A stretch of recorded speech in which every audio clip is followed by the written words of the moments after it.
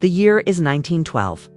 In the shadowed hills of northern Italy, hidden beneath ivy-clad stone walls of a crumbling monastery villa, Wilfrid Voynich, a rare book dealer with a restless curiosity, finds himself drawn to a dusty attic room untouched.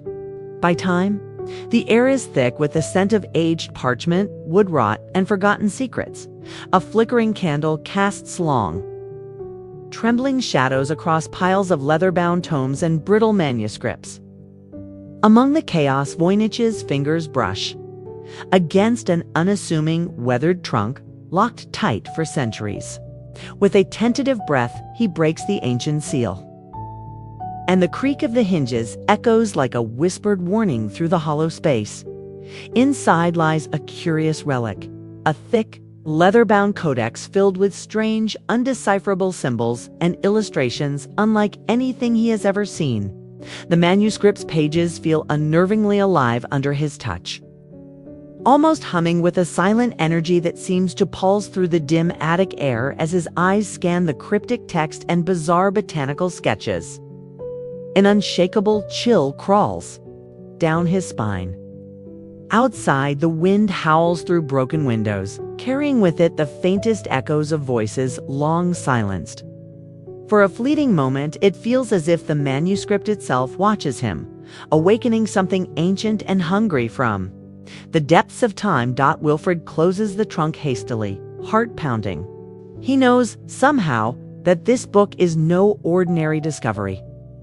It is a riddle wrapped in shadows, waiting to be unraveled. But at what cost? Weeks after Wilfrid Voynich's discovery, the manuscript finds its way into the hands of Europe's most elite minds, cryptographers, linguists, symbologists. Professors from Oxford, Prague, and Berlin pore over its pages under candlelight and magnifying glass, each drawn in by the strange, looping script that seems to dance just beyond recognition. Patterns emerge, then dissolve. Sentence structures appear to form only to collapse into nonsense. It behaves like a language, but no known tongue matches its rhythm or alphabet. Every expert comes away with the same conclusion. The book defies logic, as if written not to be understood, but to mimic the act of understanding. Months turn into years. Scholars abandon it in frustration, some driven to obsession, others to silence, till one day a new voice enters the circle. Professor Alban Neary, an aging philologist who had gone blind in his youth, yet possesses an unparalleled memory for linguistic patterns. Unlike the others, he does not attempt to read the manuscript with his eyes. Instead, he runs his fingers gently across its pages and listens not to the text, but to what he calls its voice. He begins having vivid, unsettling dreams. In them, he hears the manuscript whispering in languages he doesn't recognize but somehow understands. He describes visions of stars forming impossible constellations and floating women singing in tongues that bend the air. His waking life starts to fray at the edges. Clocks stop ticking when he enters a room, and the birds outside his study no longer sing. One evening, he records a message to his colleagues in a trembling voice. It's not written in ink. Not really. It's written in memory, not ours. The book is speaking, but not to us. Not yet.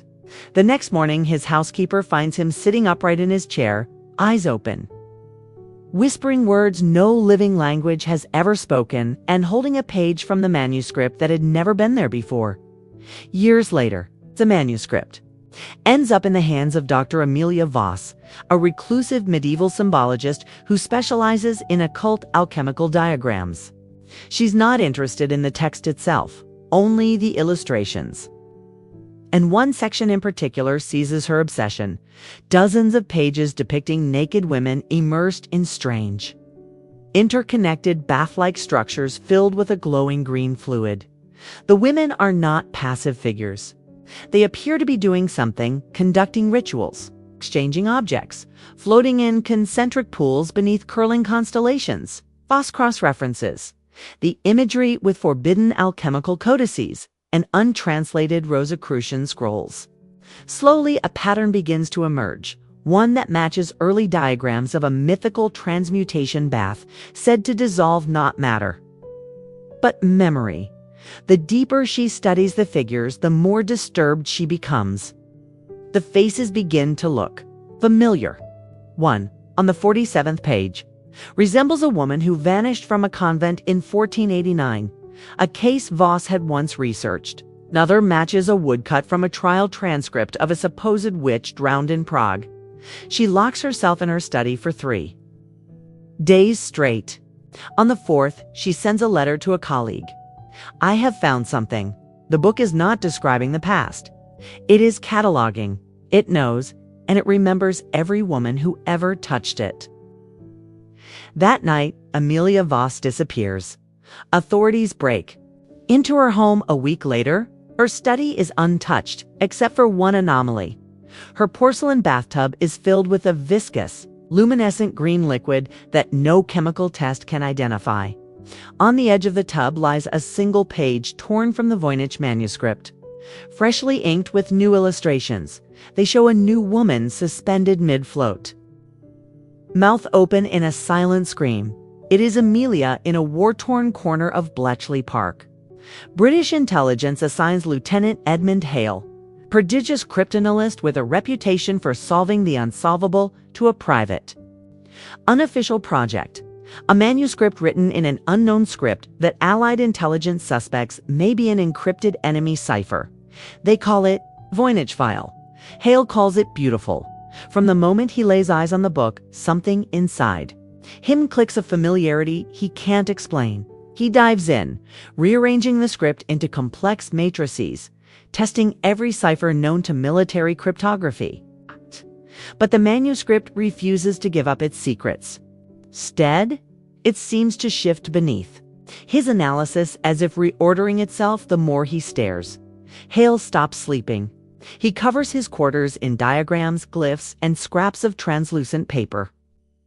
He begins speaking in rhythmic phrases no one else understands, chanting patterns that mimic the Voynich text. When asked for a progress update, he calmly replies, "The book isn't encrypted. It is encryption. It's hiding something." Inside me, a month later, Edmund vanishes from Bletchley without a trace. All that remains in his quarters is a final letter addressed to no one. I thought I was reading the book, but I was wrong. The book was reading me. 50 years pass. In 1994, Hale's granddaughter, Lucy Hale, a linguistics student at the University of Cambridge, finds a box of her grandfather's letters in the attic. Tucked inside is a photocopy of a Voynich page, marked with an unfamiliar sigil, a twisted loop encircling a broken star. That night, Lucy dreams of voices in overlapping tongues, familiar and alien, soothing and terrifying. When she awakens, the sigil from the page is branded faintly into the skin of her shoulder, as if burned by invisible fire. The mark pulses softly beneath her skin. And somewhere, far away, a single page in the Voynich manuscript begins to turn itself. In 2007, investigative journalist Matteo Granzini receives an anonymous tip while researching Vatican archival suppression for a book, Expose. A single envelope arrives at his hotel door in Rome. No return address, only a wax seal bearing a symbol he's seen once before, a looping serpent devouring a star. Inside is a photo of the Voynich manuscript, open to a page that has never been published. Scrawled in ink beneath the image, some knowledge is not meant to be known. Stop looking. Matteo doesn't stop. His search takes him from Vatican libraries to forgotten tunnels beneath Bologna, tracing references to a clandestine order known only in whispers. The keepers of the Codex, according to fragmented records, have existed since at least the 1400s. They do not seek to decode the manuscript. They do not preserve it for posterity. Their mission is far simpler, far darker: contain it at all costs. Through stolen documents and interviews with frightened ex-priests and retired museum curators, Matteo uncovers terrifying consistencies. Anyone who spent too long studying the book suffered madness, loss of speech, or unexplained disappearances. Entire families vanished, institutions burned down, scholars silenced, all with one link: contact with the manuscript. The keepers don't guard the book from the world. They guard the world from the book. One former Jesuit, gaunt, trembling, locked away in a psychiatric hospice, finally speaks. He whispers only this: it was never meant to be opened. We were only ever meant to bury it. Matteo doesn't believe in curses. He publishes a teaser article outlining his findings. 3 days later, his apartment is ransacked. His research is gone, no fingerprints, no leads, no sign of forced entry.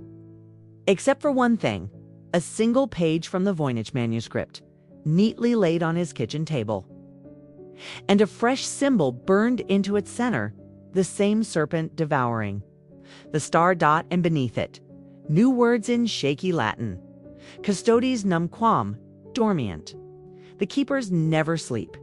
In 2023, at a top-secret lab buried beneath Tokyo's tech district, a team of computational linguists and AI developers led by Prodigy, Dr. Hannah Saito attempts the unthinkable to feed the entire Voynich manuscript into a next-generation language AI trained on every known human dialect. Dead or living, from Sumerian and Sanskrit to Enochian and Linnea, the project, codenamed Orpheus, is meant to be a final attempt. A last logical push against an irrational. Waldot at first, Orpheus behaves as expected, analyzing, rejecting, recomputing.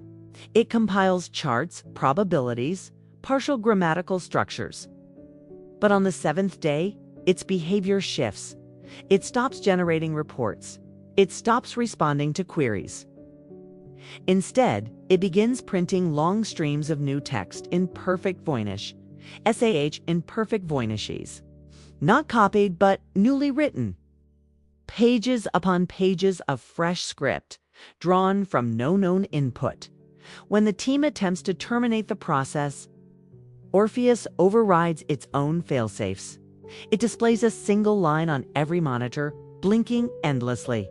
The truth must not be spoken. Then a second line appears: you have been warned. One researcher, believing it a glitch, tries to translate the new Voynich-like passages by hand. That night, he's found outside the building, barefoot and muttering in loops. He's drawn spirals across his arms with a ballpoint pen, spirals that match a symbol on page 102 of the manuscript. A week later, Orpheus goes dark. Not crashed, simply silent.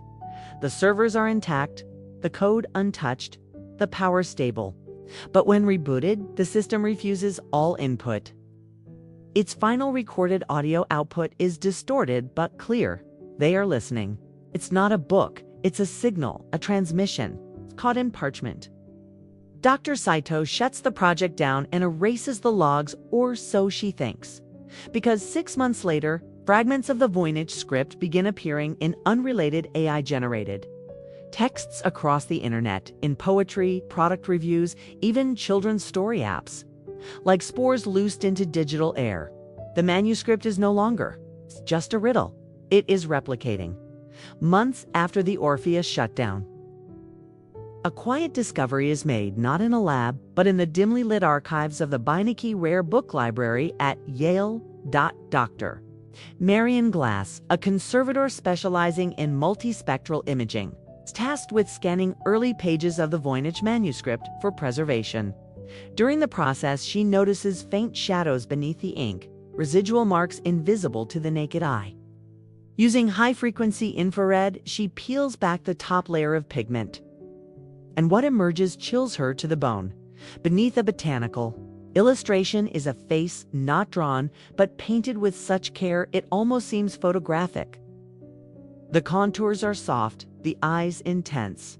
It has no name, no caption, no context. Marion doesn't know why, but she prints the image. It nags at her, haunts her.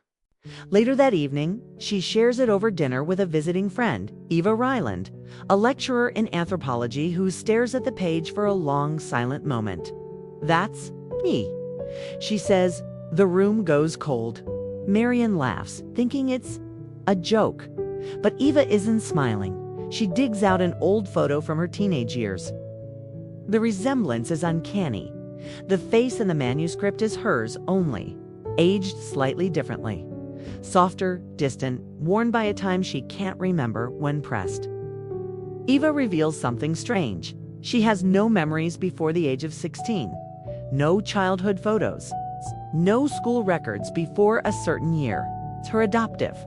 Parents claim she was found after being abandoned during a chaotic archaeological dig in Albania. Until now, she never questioned it. That night, Eva has her first dream in years. She floats weightless in green water, women whispering in a spiral around her. The symbols on their foreheads glow softly. She wakes up gasping and with ink, smudges on her fingertips that weren't there when she went to sleep. Back at Yale, Marion rescans another section of the manuscript. On a page depicting several women in pools, she sees the same face again, but this time, the eyes are open. And fixed directly on the viewer, in the margin, new ink has appeared.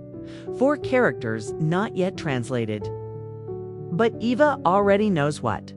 They mean, I remember now, she whispers. I wasn't just in the book. I came from it. After Eva Ryland's face is discovered hidden in the manuscript.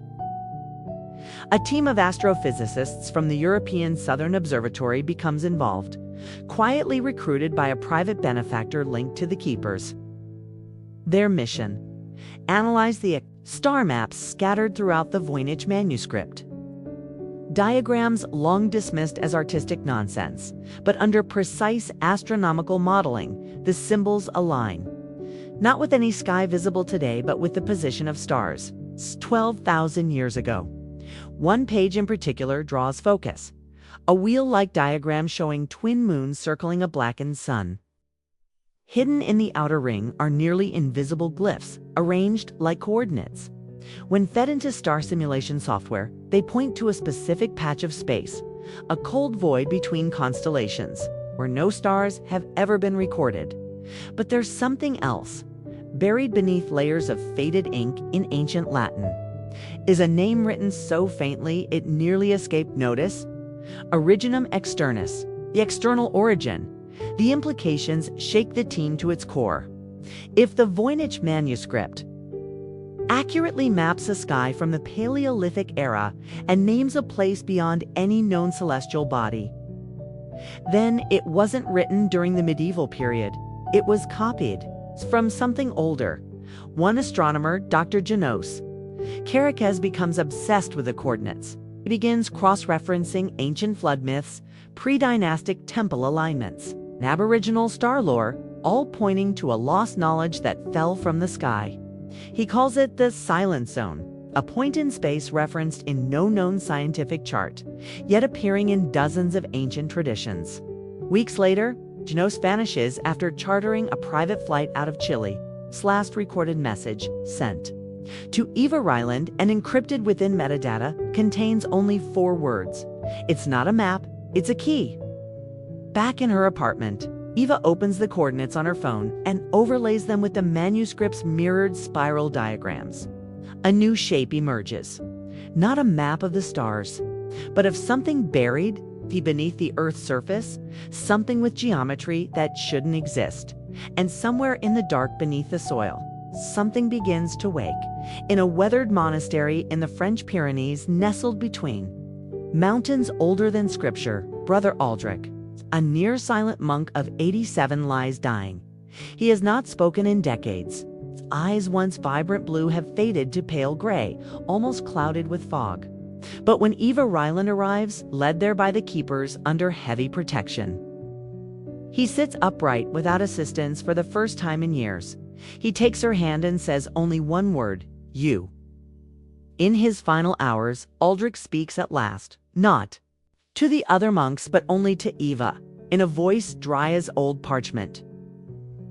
What he tells her has not been written in any Vatican archive or secret society tome. This is knowledge passed mouth to mouth, soul to soul, for centuries through a line of chosen custodians known only as the Bound. The manuscript was not meant to be read, because it was never meant to be written. He tells of a time long before civilization, before language itself. A presence not of this world, drawn to humanity's first spark of self-awareness. It fed not on flesh, but on meaning, on memory, on the shape of thought itself. It came as a sound. It's a concept without form, so alien, so unbearable that it shattered minds like glass. It could not be destroyed. So the earliest humans, or something before humans, bound it inside language. Trapped it in layered paradoxes, encoded in pages of structured nonsense, images that reflected nothing real. A labyrinth of symbols from which it could not escape. The manuscript is not a story. Aldrich whispers, eyes locked on Ava's. It's a cage. Each time someone translates part of the book, the cage weakens, fractures. Each algorithm, each dream, each scan peels another layer from its prison. The transmission spoken of by Orpheus wasn't coming from the manuscript. It was the manuscript. As his voice falters, Brother Aldrich reaches into a hidden panel beneath his bed and pulls out a parchment, trembling. It's a forgotten page, torn from the manuscript centuries ago, the final seal. He tries to hand it to Eva, but the moment she touches it, the candlelight sputters. A sudden pressure presses down on the room, as if the air itself is watching. Aldrich's body seizes. He chokes, eyes wide, and mutters his last words. It knows you. The seal burns away in her hands. Eva Ryland returns to her flat in London, carrying what no living person has held for centuries, the final missing page of the Voynich Manuscript. 4 days, she isolates herself. The manuscript, now whole, lies open on her table like a living thing. At night, its pages rustle when there's no wind. Symbols rearrange themselves just beyond her field of vision. She doesn't dream anymore. Instead, she wakes to ink stains on her sheets and symbols scrawled across her mirror, written in her own handwriting. Though she doesn't remember moving her hands, she decides to finish it. Using every cipher, every linguistic system she knows, and fragments of memory that don't feel like hers, she begins to decode. Words form, sentences bloom. And as each section is unraveled, reality around her begins to blur. Newspapers lose headlines. Street signs turn blank. Strangers speak in broken phrases that trail into static. Language itself is unraveling. Not just written or spoken, but meaning. Names vanish from her phone. Personal memories fade like smudged ink. Her reflection no longer mouths her thoughts. Then, one night, the translation is complete. A single phrase, written in looping voyniches at the center of the last page. Pulses with ink so black it seems to sink through the parchment. I see. You. The moment she reads it, something shifts. Not in her, but in the world. Books everywhere lose their words. Entire libraries fall silent. Writers forget how to write. Children are born without the instinct for speech. The essence of meaning, the glue of human consciousness, begins to dissolve because the Voynich manuscript was never a story, a code, or a warning. It was a seed, a linguistic virus, planted in the soft soil of human cognition, dormant for centuries, waiting for one mind to fully unlock it. And Eva was the key. Not because she was chosen, but because she looked long enough, and now it has her in the final shot. Eva stares at the manuscript, expressionless. Her eyes slowly fill with symbols. Behind her, the pages flip one by one. On their own, the last frame is silent. A blank page, then the book is reading you. Fade to black.